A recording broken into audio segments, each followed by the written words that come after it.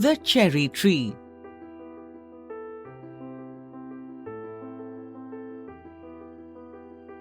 One day, when Rakesh was 6, he walked home from the Masuri Bazaar eating cherries. Rakesh lived with his grandfather on the outskirts of Masuri, just where the forest began. It took him about half an hour to walk home, and by the time he reached the cottage, there were only 3 cherries left. Have a cherry, Dada, he said. Grandfather took 1 cherry and Rakesh promptly ate the other 2. He kept the last seed in his mouth for some time, rolling it round and round on his tongue until all the tang had gone. Then he placed the seed on the palm of his hand and studied it. Are cherry seeds lucky? Asked Rakesh. Of course. Then I'll keep it. Nothing is lucky if you put it away. If you want luck, you must put it to some use. What can I do with the seed? Plant it. Rakesh went to a corner of the garden. He pressed the seed into the soil with his thumb and it went right in. Then ran off to play cricket with his friends and forgot all about the cherry seed. In the winter evenings, Grandfather and Rakesh sat over a charcoal fire and Grandfather told Rakesh stories. One spring morning, Rakesh went to the garden and picked up what he thought was a small twig and found, to his surprise, that it was well rooted. He stared at it for a moment, then ran to fetch Grandfather, calling, Dada, come and look, the cherry tree has come up. What cherry tree? Asked Grandfather. The seed we planted last year. Look, it's come up. Yes, it's a cherry tree, said Grandfather. You should water it now and then. Rakesh ran indoors and came back with a bucket of water. Don't drown it, said Grandfather.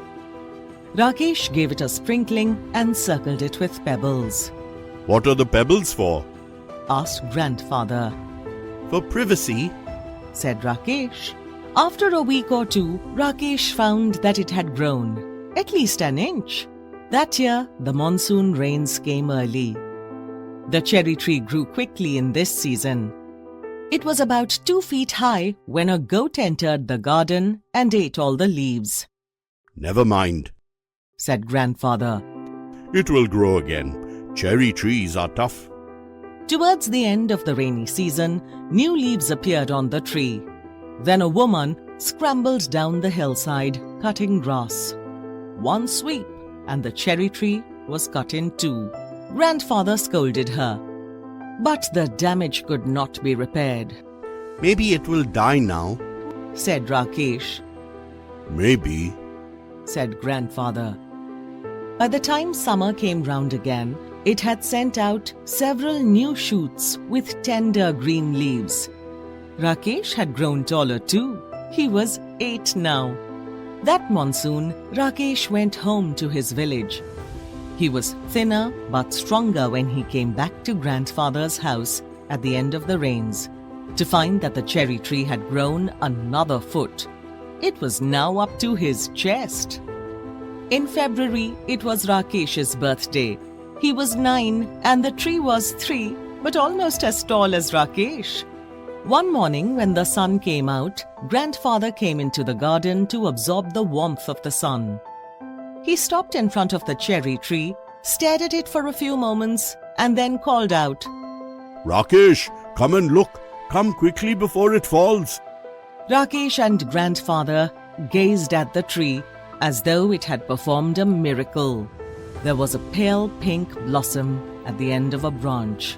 The following year, there were more blossoms. And suddenly, the tree was taller than Rakesh. And then, it was taller than Grandfather. The tree kept blossoming right through the spring. That summer, there were small cherries on the tree. Rakesh tasted one and spat it out. It's too sour, he said. They'll be better next year, said Grandfather. There's just the right amount of shade here, said Grandfather.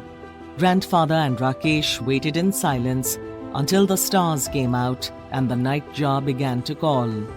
There are so many trees in the forest. said Rakesh. What's so special about this tree? Why do we like it so much? We planted it ourselves. Said Grandfather. That's why it's special. Just one small seed. Said Rakesh. I wonder, He whispered. is this what it feels to be God?